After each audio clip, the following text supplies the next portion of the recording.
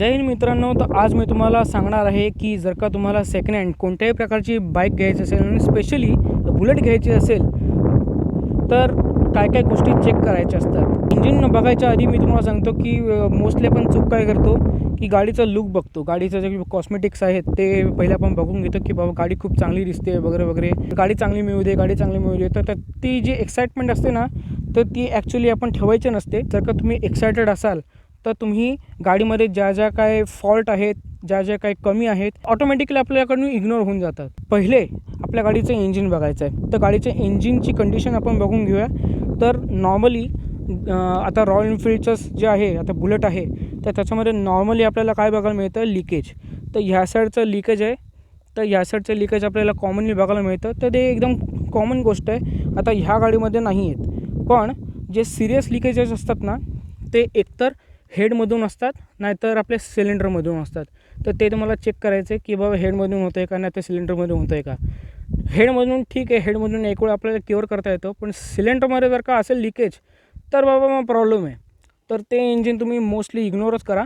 Right साईडचं जो area आहे मॅग्नेटवाला, तर त्याच्यामध्ये जास्त काय प्रॉब्लेम नाही आहे, ठीक आहे. त्याच्यामध्ये जे लिकेज आहे ते 2011-12पासून ज्या गाड्या चालू झालेल्या आहेत तर त्याच्यामध्ये कॉमन आहे. ही गाडी आहे 2017ची, तर त्याच्यामध्ये जास्त काय प्रॉब्लेम दिसत नाही आहे. जे सिरियस लिकेजेस असतात, सिरियस लिकेजेस म्हणजे जे क्रिटिकल असतात ते ह्या साईडहून आहे, ठीक आहे. तर ह्या साईडचं सुद्धा आपण इग्नोर नाही करायचं. सगळ्या बाजूने इंजिन बघून घ्यायचं की बाबा काय आहे काय नाही आहे ते. आता त्याच्यानंतर तुम्ही गाडीचा आवाज ऐकायचा आहे. तर मोस्टली तुम्हाला सांगतो की हा जो विंब्लास आहे तो थोडासा इग्नोर करा. बाकी मी प्रयत्न करतो आहे की तुम्हाला ऑडिओ चांगला देईल. तर गाडीमध्ये मी तुम्हाला इंजिन स्टार्ट करण्याच्या आधी तुम्हाला सांगतो की आवाज कसा असला पाहिजे. तर आवाज एकदम छनछन छनछन असा आवाज असला पाहिजे. मोस्टली ना ज्या खराब गाड्या असतात ना त्याच्यामध्ये काय प्रॉब्लेम होतो की ह्याच्यामध्ये हेडमधून आवाज येतो. हेडमध्ये कसे आहेत, वाल्व्स आहेत, तर व्हॅल्व्समधून आवाज येतो. जर का गाडी खराब असेल तर ठीक आहे, तर व्हॅल्व्सचं काम आपल्याला काढायला लागेल. जर का येत असेल तर तो मोस्टली यायला नको पाहिजे, ठीक आहे. बाकी कोणत्याही प्रकारचा जो आवाज आहे तो यायला नाही पाहिजे. आता हा जो मायनर आवाज आहे तो इथून येतो. व्हॅल्व्सचं काम आपल्याला करता येतं, ते ॲडजस्ट करून घेता येतात. पण जर का तुम्हाला खालच्या साईडनं आवाज येत असेल तर मात्र मग तो सिरियस प्रॉब्लेम होतो. मग गाडी पूर्ण उघडावी लागते. कारण की तुम्हाला सांगतो ह्याच्यामधला जो खालचा जो आवाज येतो तर तो असतो क्रँकचा आवाज. तर क्रँकमधले जे बेरिंग्स असतात ते जर का खराब झाले असतील मग तो तसा खटखट खटखट असा आवाज येतो. बाकी ह्याच्यामध्ये जर का आवाज असेल तर tick tick tick tick tick tick असा आवाज येतो. तर ते ठीक आहे, जर का तो आला तर आपल्याला काम करता येईल. पण खालतून जर का खटखट खटखट असा आवाज आला ना तर सिरियसली गाडी सोडून द्यायची. तर तुम्हाला आता इंजिनचा साऊंड आहे तो तुम्हाला सांगतो. बाकी हा जो इंजिनचा साऊंड आहे तो एकदम नॉर्मल आहे, तर तो तुम्ही रेकॉर्ड करून ठेवा जेणेकरून तुम्हाला कंपेअर करता येईल.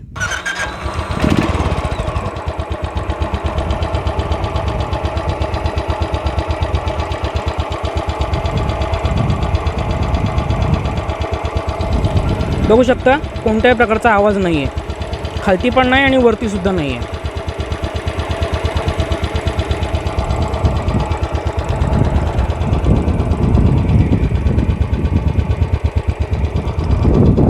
आता तुम्हाला जर का आवाज एक्स्ट्रा जर का पाहिजे असेल, ठीक आहे, जर का तुम्हाला अजून एकदम क्लिअरला ऐकू जायचं असेल तर सिम्पली काय करायचं, इथे थोडासा हात ठेवायचा, थोडासा एकदम थोडासा, आणि तिकडे कान लावायचा.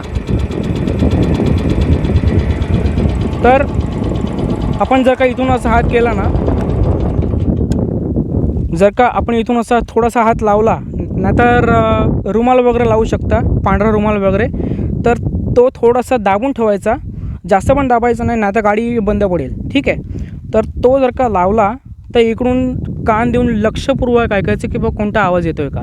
बाकी नॉर्मल जे आतमधले पार्ट्स आहेत ते फिरण्याचा थोडासा आवाज येईल, तर त्याचा काही एवढा इश्यू नाही. पण कटकट कटकट आणि घटघट घटघट असा आवाज आला नाही पाहिजे, ठीक आहे.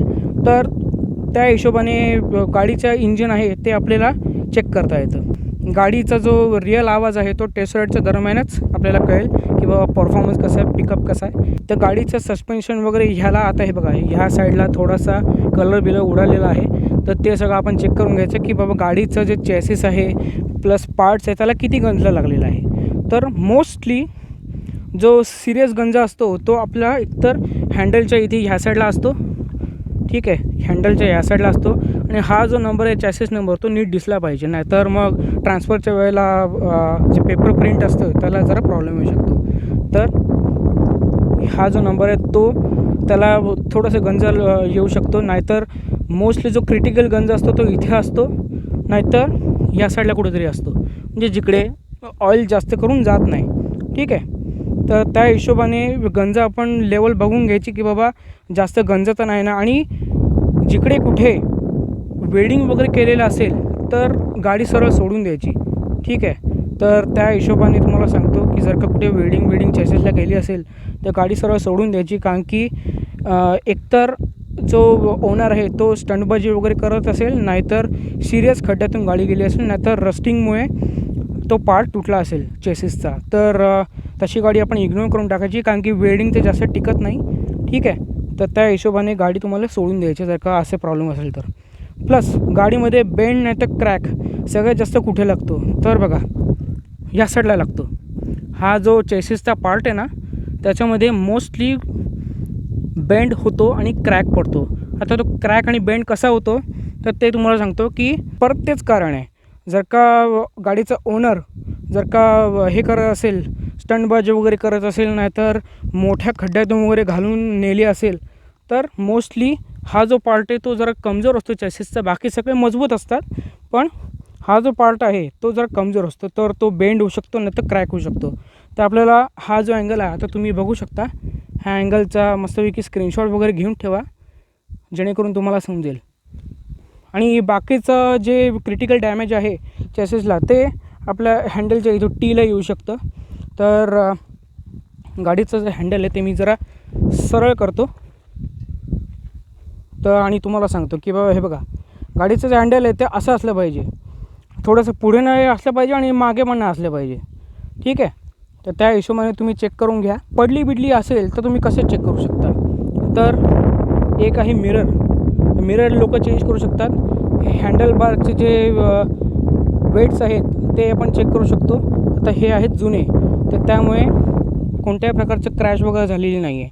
इकडे स्क्रॅच बघू शकतो, तर ते नॉर्मल जे धक्का बिक्का लागला असेल तर त्याच्यामुळे ते स्क्रॅचेस येतात, नाहीतर हा बेंड होतो नाही तर तुटून जातो, ठीक आहे. आणि गार्ड लावला असेल तर गार्ड तुम्हाला चेक करून दाखवतो की हा गार्ड आहे तो नवीनच आहे. त्यामुळे आधीचा जो गार्ड होता तो मी चेक करून घेतला होता. तर ह्या साईडला स्क्रॅचेस असू शकतात. सगळ्यात जास्त जे स्क्रॅचेस लागतात ते इथे लागतात, ठीक आहे. आता हा इथे एक स्क्रॅच लागलेला आहे बघू शकता, दिसत असेल तर ठीक आहे, नाहीतर तुम्हाला सांगतो की इथे मस्तपैकी असे स्क्रॅचेस पडलेले आहेत. त्यामुळे ही जी गाडी आहे ती थोडीशी टच झालेली आहे खालती, ठीक आहे. तर ते तुम्ही बघू शकता. बाकी कोणत्याही प्रकारचा बेंड वगैरे नको आहे, ठीक आहे, कारण की हा जो पार्ट आहे तो सहजासहजी जास्त मिळत नाही. पण लिटरली तुम्हाला सांगतो की गाडीचा जो क्रॅश पॉईंट आहे तो हाच आहे. म्हणजे मोस्टली लोकांची गाडी आहे ती राईट साईडला जास्त टच नाही तर पडते. आता हे बघा, आता या साईडला पण थोडंसं स्क्रॅच आहे, तर त्या हिशोबाने मी तुम्हाला सांगतो की गाडी थोडी टच झालेली आहे. आता गाडीची अलाइनमेंट कशी चेक करायची, सिम्पली गाडीला डबल स्टँडवर लावायचं, प्लस गाडीला असं ह्या लुकने बघायचं. असा आहे अँगल, तो असा असला पाहिजे, एकदम स्ट्रेटमध्ये असली पाहिजे लाईन. आणि टायर्सची मोस्टली टायर्सची अलाइनमेंट असते, ते जर का खराब असेल तर लगेच दिसून येते. तर काय करायचं, डबल स्टँडवर लावून मागचा टायर आणि पुढचा टायर सेम आहेत का ते बघून घ्यायचं, ठीक आहे. हँडल पण एकदम स्ट्रेट असलं पाहिजे, तर असं तुम्ही चेक करून घेऊ शकता. बाकी कॅमेरामध्ये जास्त रेकॉर्ड होणार नाही, पण तुम्हाला इझिली कळून जाईल की बाबा गाडी जर का थोडीशी टेडी असेल तर लगेच कळून जातं. तर डबल स्टँडवर लावून हे तुम्ही अलाइनमेंट चेक करू शकता, नाहीतर पुढूनसुद्धा चेक करू शकता. एवढं काय खास इश्यू नाही आहे. पुढूनसुद्धा जे गाडीचं हँडल आहे ते सुद्धा बघू शकता, ठीक आहे. तर ओव्हरऑल जे सगळे अँगल आहेत ते एकदम स्ट्रेट असले पाहिजेत. आता आहे गाडीची रीडिंग, तर गाडीची रीडिंग तुम्हाला बघून घ्यायची आहे. तर गाडीची रीडिंग बॅकसुद्धा करता येते याच्यामध्ये. आता कंपनीने माझ्यासमोरच मला प्रूफ पहिला पाठवलं होतं की या गाडीचं रीडिंग एवढं झालेलं आहे. तर त्या हिशोबाने कंपनीने स्वतःहूनच गाडीचं रीडिंग मी कस्टमरच होतो म्हणून करून दिलेलं आहे बॅक, नाही तर सहजासहजी कोणी करत नाही. बाकी सेटिंग लावूनसुद्धा करता येते. आणि आता हा EFI व्हर्जन आहे, त्यामुळे रीडिंग जर काही इलेक्ट्रॉनिक असेल तर तीसुद्धा बॅक करता येते. तर तुम्ही ओळखायचं कसं की गाडीची रीडिंग कशी झाली आहे? तर सगळ्यात पहिले तुम्हाला सांगतो की गाडीचे टायर्स. तर गाडीचे टायर तुम्ही बघू शकता. गाडीच्या टायरवर एक डेट दिलेली असते. तर हा जो टायर आहे तो 2017लाच बिल्ड झालेला आहे आणि 2017लाच टाकले गेलेला आहे. बाकी टायर तुम्ही बघू शकता, कोणत्याही प्रकारचं इथे मार्किंग नाही जेणेकरून पंक्चर वगैरे निघालं आहे, नाहीतर टायर चेंज केलेला आहे, असं कोणत्याही प्रकारचं रीडिंग इथे दिसत नाही आहे. ठीक आहे, तर ते तुम्ही इझिली कॅप्चर करू शकता. प्लस गाडीचे जे फुटपेक्स आहेत, फुटरेस्ट आहेत, ते तुम्ही बघू शकता की हे जुनेच आहेत, त्यावेळेचेच आहेत. तुम्हाला फील करून, टच करून वगैरे सगळं फील होऊन जाईल आणि डोळ्यांनासुद्धा दिसेल. तर त्या हिशोबाने तुम्ही बघू शकता. प्लस मागचा टायर आहे तो मोस्टली लोक चेंज करून टाकतात. ठीक आहे, तर मागच्या टायरची सुद्धा डेट आहे ती तुम्ही बघू शकता. 2018चा टायर आहे, त्यामुळे कंपनीने मला सांगितलं होतं की 2018ला हा टायर चेंज केलेला आहे. मिशलिनचा टाकलेला आहे, त्यामुळे मी पण ठीक आहे, काय हरकत नाही. आता जो गाडीचा ओनर आहे तो गाडीला किती वेळ उभी ठेवतो आणि किती वेळ चालवते ते सुद्धा तुम्हाला प्रूफ सांगतो. तर मोस्टली काय होतं माहिती आहे का? तर बापरे, हा विंड प्लस जर जास्तच आहे. ठीक आहे, ऐकण्याचा प्रयत्न करा. ठीक आहे, तर मोस्टली काय करतात ओनर लोक, गाडी जर का ठेवत असतील ना तर इथे सुरकुत्या वगैरे जास्त येतात टायर्सच्या साईडला, नाही तर टायर्सवर. तर सुरकुत्या जास्त येतात, कारण की जेवढा टायर फिरेल तेवढा तो फ्रेश राहील, तेवढा तो फ्लेक्झिबल राहील, बरोबर. कारण की त्याच्यामध्ये एनर्जी इन अँड आऊट वगैरे सगळं होत राहतं, त्यामुळे फ्लेक्झिबिलिटी खूप असते, त्यामुळे सुरकुत्या वगैरे पडत नाही टायर्सना.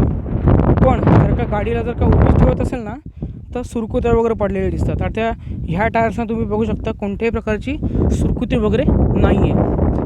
तर त्या हिशोबाने हा टायर जो आहे तो फिरता आहे, त्यामुळे गाडी पण सुद्धा जास्त वेळ उभी नव्हती. सगळ्यात महत्त्वाचं आता तुम्हाला सांगतो की गाडीचा जो टँक आहे त्याचं झाकण आपण उघडून बघायचं. तर तुम्ही आतमध्ये बघू शकता. रस्ट लेवल आपल्याला बघायचं. रस्ट लेवल जास्त नको आहे. आता गाडीचं पेट्रोल जास्त उडेल, त्यामुळे मी पटकन लावून टाकतो. त्यामुळे रस्ट लेवल जे आतमध्ये असेल ना ती जास्त नको आहे. जर का जास्त असली तर तुम्हाला टँकचा खर्चसुद्धा मिनिमाइज करून घ्यायला लागेल, कारण की टँक इझिली मिळत नाही. जवळजवळ ह्या गाडीचा जो टँक आहे तो 11 ते 12 हजारपर्यंत जातो. ठीक आहे, तर त्या हिशोबाने तुम्ही तो खर्च मिनिमाइज करून घेऊ शकता.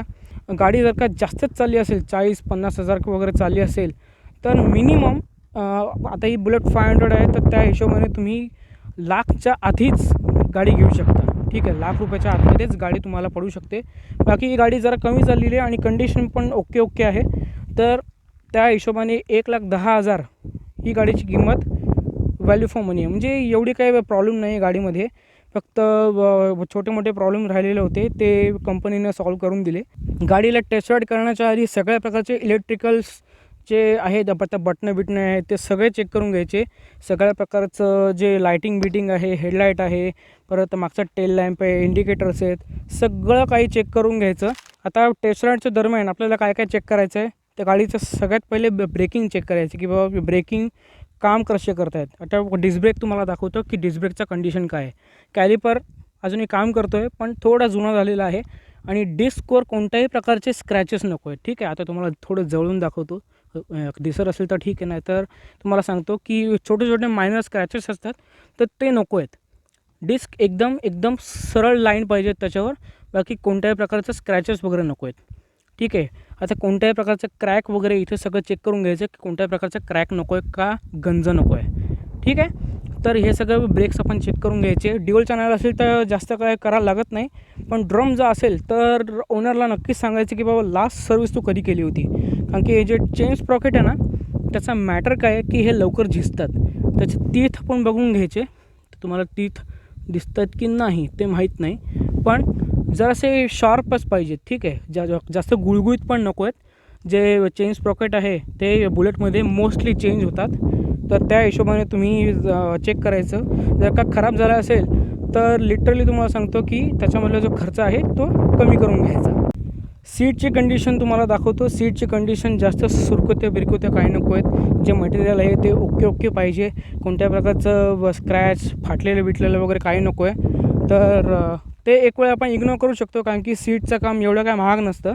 तरी पण सेफ्टीसाठी आपण सीट बघून घ्यायची. आता जेव्हा तुम्ही गाडीचे टेस्ट राईड घ्याल तेव्हा गाडीचे पिकअप तर नक्कीच चेक करणार. तर पिकअपमध्ये जो क्लच आहे तो गरजेनं जास्त हेवी नको आहे. आता या बुलेटचा जो क्लच आहे तो ॲक्च्युली स्मूथ आहे, पण जर का तुम्हाला कोणत्याही गाडी असू दे त्याच्यामध्ये जो क्लच आहे तो एकतर हे बघा तो जास्त टाईट पण नको, एवढा प्ले तर आपल्याला पाहिजे.